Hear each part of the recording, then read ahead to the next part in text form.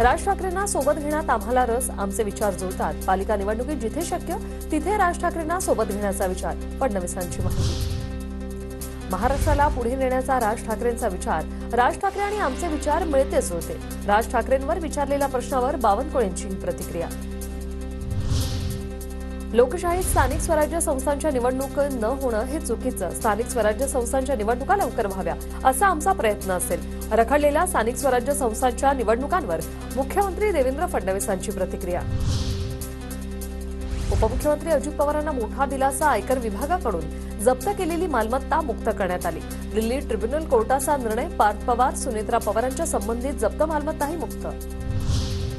लोकशाही बळकट करण्यासाठी अजित पवारांनी केलेल्या प्रयत्नांना यश. दादांची जप्त केलेली मालमत्ता आयकर विभागाने परत केल्याने सुषमा अंधारेंचा खोचक टोला. ईव्हीएम विरोधी आंदोलनावर चर्चा सुरू. पुढील दिशा लवकरच ठरेल. शरद पवारांची प्रतिक्रिया.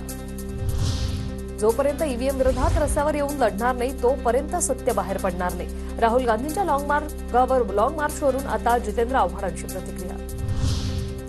विरोधकांकडे मुद्दे नसल्याने ईव्हीएमचा नवा मुद्दा काढलाय. अशोक चव्हाणांचा विरोधकांवर हल्लाबोल.